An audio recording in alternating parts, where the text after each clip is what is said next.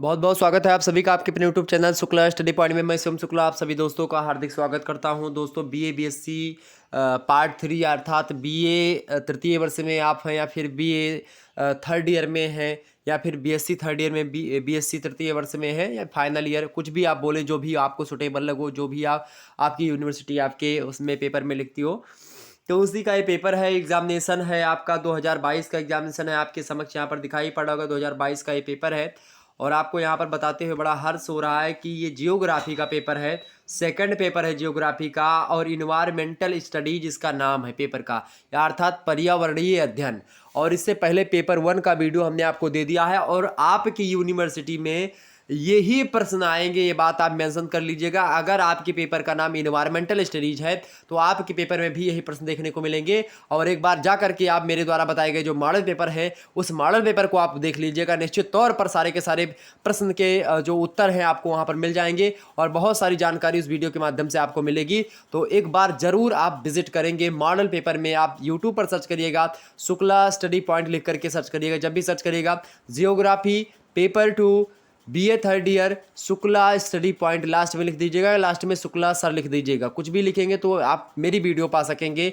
तो आप इस तरीके से सर्च करेंगे, क्योंकि अब आप लोग देख रहे हैं बहुत सारे लोग क्या करते हैं कि थंबनेल ही कॉपी कर देते हैं हमारा, तो उसके बाद में वो कॉपी करके वही डाल देते हो, तो आप लोग उसके चक्कर में उसकी भी वीडियो देख लेते हो। तो हालांकि देखो कोई दिक्कत नहीं, सभी का हो भाई, सभी का व्यू बढ़े, सभी लोग आगे बढ़े, मैं नहीं चाहता कि, लेकिन भ्रमित ना हो। तो आप जो है जब भी सर्च करें तो आप शुक्ला सर लास्ट में लिख दिया करें सर्च करने के तदुपरांत, ताकि आपको वीडियोज़ मिल सकें। ओके, 2021 का भी देख लीजिएगा।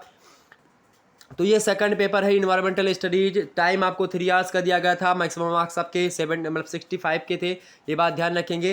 ये वीर बहादुर सिंह पूर्वांचल विश्वविद्यालय का पेपर है, अब आपको बता दूं, लेकिन सभी विश्वविद्यालयों के लिए महत्वपूर्ण है। नोट में क्या लिखा गया इसको पढ़ते हैं।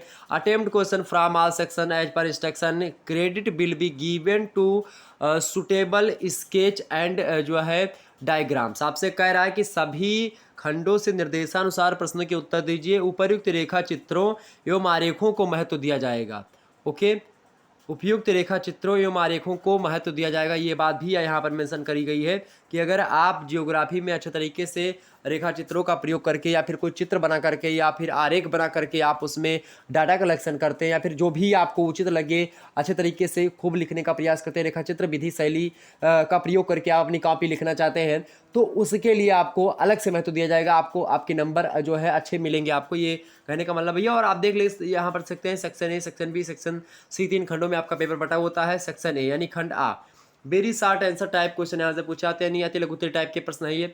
नोट कर रहा है कि attempt all parts of this question, give answer of each part in about 50 words, यानी 50 शब्दों में लिखना है। एक नंबर का एक प्रश्न है, 10 जो है क्वेश्चन करने पड़ेंगे, तो 10 नंबर आपको मिलेंगे। ओके, इस प्रश्न के सभी भागों के उत्तर दीजिए। प्रत्येक भाग का उत्तर लगभग 50 शब्दों में आपका होना चाहिए। और ऐसे ही आपकी यूनिवर्सिटी में भी आने वाला है। पहला प्रश्न आपके समक्ष है कि डिफॉर्मेशन प्रॉब्लम्स, डिफॉरेस्टेशन। डिफॉरेस्टेशन माने होता है कि निर्वनीकरण, यानी कि वनों का विनाश जिस प्रकार से हो रहा है, वन है उन वनों को काटा जा रहा है, वही है निर्वनीकरण। और निर्वनीकरण की समस्या को लेकर के हमने वीडियो बनाई है मॉडल पेपर में, आप देख सकते हो जाकर के, चाहे 21 वाला उठा करके देखिएगा और चाहे 22 वाला उठा करके देखिए, दोनों में आपको मिल जाएगा। अगला प्रश्न है सोल इरोजन, मृदा क्षरण, यानी मृदा अपरदन, मृदा क्षरण, इसके बारे में भी हमने बताया। मृदा का जो ऊपरी भाग है वो कट करके बह रहा है, उसकी जो उर्वरक क्षमता है वो क्षीण हो रही लगातार मृदा के क्षरण होने से क्या हो रहा है, तमाम प्रकार की वनस्पतियां नष्ट हो रही हैं, कई प्रकार की समस्याएं उत्पन्न हो जा रही हैं। तो ये हमने बताया था, निश्चित तौर पर इसको भी आप देख लीजिए, आ गया। अगला प्रश्न आपके समक्ष था इन्फॉर्मेशन टेक्नोलॉजी, सूचना प्रौद्योगिकी के बारे में भी हमने आपको बताया था, ये भी प्रश्न आ गया। निश्चित तौर पर आप देख सकते हो सूचना प्रौद्योगिकी जिस प्रकार से बढ़ रही है उसी से लगभग हर एक क्षेत्र में आप देखेंगे तो उससे नुकसान भी कहीं ना कहीं पे कुछ मात्रा में है, लेकिन सूचना प्रौद्योगिकी उतना ज़्यादा नुकसान नहीं करती जितना ज़्यादा फायदेमंद है। तो ये बात भी आप ध्यान रखेंगे, हमने बताया भी। अगला सुंदरलाल बहुगुणा, यानी सुंदरलाल बहुगुणा के बारे में आपको बताना था। देखिए जिसका पेपर है बड़ा होशियार था, उसने लिख दिया चिपकाओ आंदोलन। बिल्कुल वो लगता है कि उसने पढ़ा था और शायद उन्होंने मेरी वीडियो देखी भी होगी। चिपको आंदोलन के बारे में हमने बताया था, सुंदरलाल बहुगुणा जी के नेतृत्व में चिपको आंदोलन चलाया गया।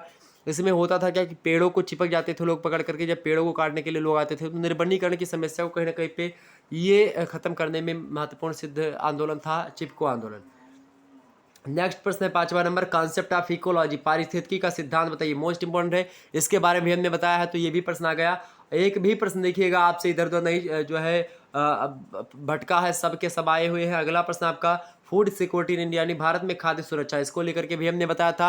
देखिए प्रश्न आ चुका है। और जिन छात्र छात्राओं का पेपर हुआ होगा वो प्लीज आकर के कमेंट में बता दीजिए सभी हमारे छात्र छात्राओं को कि यहाँ पेपर आया था, प्रश्न कितने फंसे थे। अगर आपको नहीं पता है, अगर कोई नहीं आपको विश्वास है, तो आप मेरा मॉडल पेपर एक बार देख लीजिएगा, वो कितने दिन पहले वीडियो बनाई थी, और आप देखिए कि कैसे पेपर में आ गए सारे के सारे प्रश्न, तो एक बार तैयार कर लीजिएगा। वहीं अगला प्रश्न आपके समक्ष, डिस्कस हाइड्रोलॉजिकल साइकिल यानी जलीय चक्र की विवेचना कीजिए, इस प्रश्न के बारे में भी बताया था, ये भी आ गया। वहीं अगला प्रश्न आपके समक्ष था कि discuss the cases of natural जो है हजार्ड्स यानी कि प्राकृतिक आपदा के कारणों की व्याख्या कीजिए। मोस्ट इंपॉर्टेंट है, प्राकृतिक आपदाएं विभिन्न कारणों से आती हैं और उन कारणों के बारे में आप देखेंगे तो कहीं ना कहीं पे मैंने बताया होगा। नेक्स्ट प्रश्न आपके समक्ष है 9वां नंबर की, what are the sources of solid waste यानी ठोस अपशिष्ट स्रोत क्या है, इसके बारे में भी हमने बताया था। ठोस अपशिष्ट माने होता है जो मलबे होते हैं ठोस तरीके से, उनके बारे में। अपशिष्ट माने कुल मिलाकर के मलबा, ओके, तो इसके बारे में हमने बताया था आपको, ये भी प्रश्न आ गया, ये प्रश्न भी हमने मेंशन किया था। अगला प्रश्न है आपका कि what is meant by environmental management यानी पर्यावरणीय प्रबंधन से क्या तात्पर्य है, इसके बारे में बताया था। पर्यावरणीय प्रबंधन, पर्यावरणीय उन्नयन, पर्यावरणीय शिक्षा, इन सभी को पारिस्थितिकी तंत्र से क्या तात्पर्य है, पर्यावरण किसे कहते हैं, उसकी परिभाषा खूब बताई थी। और देखिएगा अभी आगे चल करके प्रश्न आएंगे, और मैंने वीडियो अभी पूरा का पूरा पेपर देखा भी नहीं है और आपको बता रहा हूँ, यहीं पर कमेंटमेंट कर दिया। अगला सेक्शन बी देखते हैं यानी खंड बा, शॉर्ट आंसर टाइप क्वेश्चन है, ये लघुत्तरी टाइप का प्रश्न है। देखते हैं यहाँ से कौन कौन से प्रश्न आए हैं आपके नोट में। आपसे कह रहा कि अटेम्प्ट ऑल क्वेश्चन की answer of each question in about 200 words, सभी प्रश्नों के उत्तर दीजिए, प्रत्येक प्रश्न का उत्तर लगभग आपका 200 शब्दों में होना चाहिए। एक प्रश्न अगर ठीक ठाक आप करेंगे 200 शब्दों में तो आपको 6 नंबर मिलेंगे। इस प्रकार से 5 प्रश्न करेंगे तो 30 नंबर आपका यहाँ से हो जाएगा। दूसरा प्रश्न आपके समझ पूछ लिया गया कि discuss the meaning and scope of environmental geography यानी कि पर्यावरण भूगोल के अर्थ एवं विषय क्षेत्र की विवेचना कीजिए। देखिए पर्यावरणीय भूगोल के अर्थ को बताना है और उसके विषय क्षेत्र यानी स्कोप बताना है उसका। देखिए ये भी प्रश्न हमने मेंशन किया था, ये भी आ गया।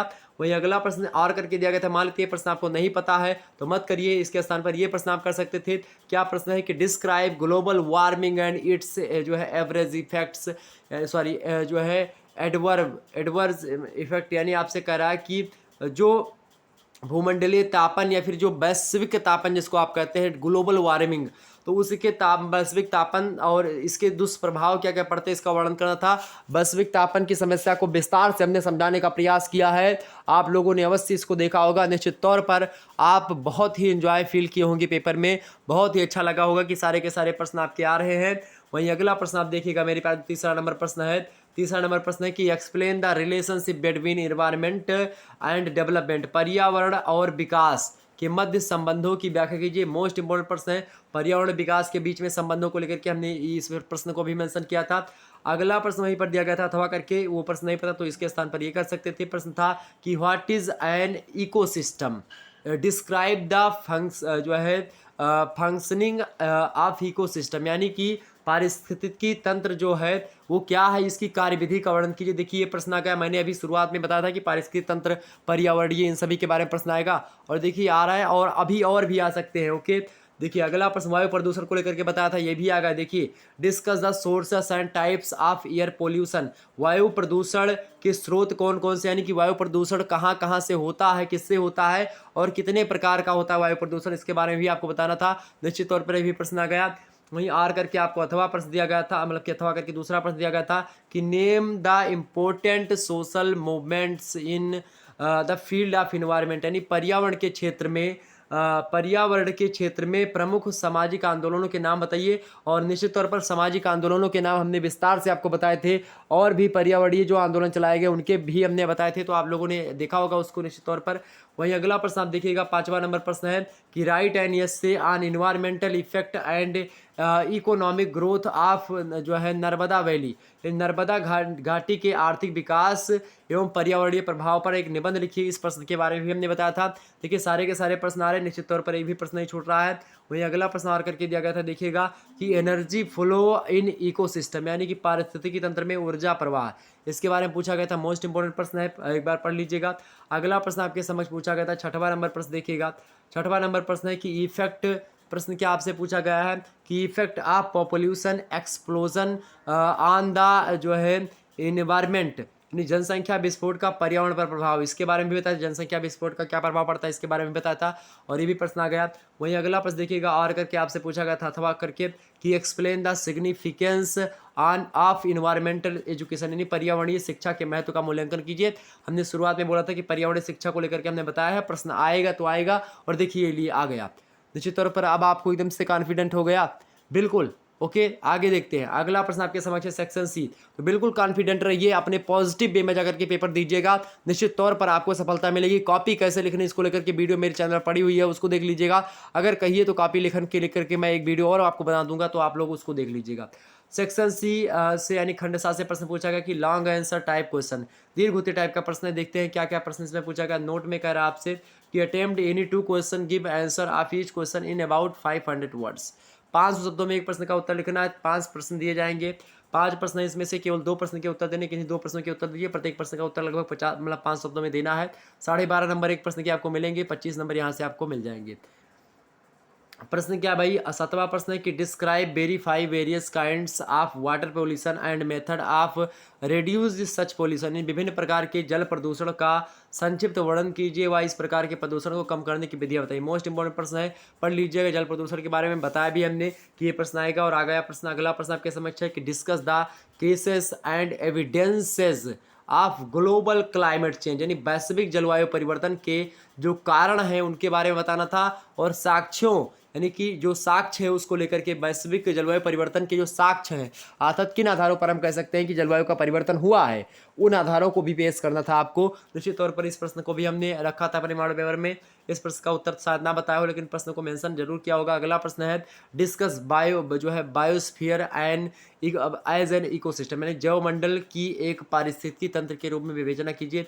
ये प्रश्न इंपॉर्टेंट है, इसके बारे में भी हमने बताया था। वही अगला प्रश्न आपके समक्ष 10वां number, evaluate the impact of population growth on environment with special reference to UP, यानी आपसे कह रहा कि, और बता था कि यूपी के संदर्भ में एक प्रश्न तो अवश्य आएगा आपका, और देखिए आ चुका है। प्रश्न पूछा गया था कि उत्तर प्रदेश के विशेष संदर्भ में पर्यावरण पर जनसंख्या वृद्धि के प्रभाव का मूल्यांकन कीजिए। मोस्ट इंपोर्टेंट प्रश्न है। और आपको ये भी बता दूं मेरे प्यारे दोस्तों कि जिस भी राज्य से आप हैं उस राज्य के बारे में एक प्रश्न जरूर आएगा इन्वायरमेंटल स्टडीज में, चाहे वो किसी समस्या को लेकर के आए और चाहे इस प्रकार की चीज़ों को लेकर के आए जो इसमें आया है। निश्चित तौर पर आप जो है कोई दिक्कत नहीं है, आप तैयार हो जाइए इन सभी के लिए, और ये प्रश्न आपके जरूर आएंगे। ओके, और आगे देखते हैं। अगला प्रश्न आपके समक्ष है 11वां नंबर प्रश्न है, और लास्ट प्रश्न आपके समक्ष है। क्या प्रश्न पूछ लिया गया भाई, ये देखिएगा। प्रश्न है 11वां नंबर की, ये जो है इन्वायरमेंटल मैनेजमेंट नीड्स जो है मल्टी मतलब कि मल्टी प्रोनेड एंड जो है इंटीग्रेटेड अप्रोच जो है इलाबोरेट। तो ये आपसे करा, और ये देखिए हमने बोला था कि पर्यावरण प्रबंधन को लेकर के प्रश्न आएगा, और आ चुका है। तो पर्यावरणीय प्रबंधन के लिए एक बहुआयामी एवं समन्वित उपागम की आवश्यकता होती है, एक कथन है, और इस कथन को आपको स्पष्ट करना। निश्चित तौर पर पर्यावरण प्रबंधन जो होता है उसके लिए एक बहुआयामी और समन्वित उपागम की आवश्यकता होती पर्यावरण प्रबंधन के लिए। पर्यावरणीय प्रबंधन है क्या, इसके बारे में विस्तार से हमने बताया था, और निश्चित तौर पर यह प्रश्न आ भी गया।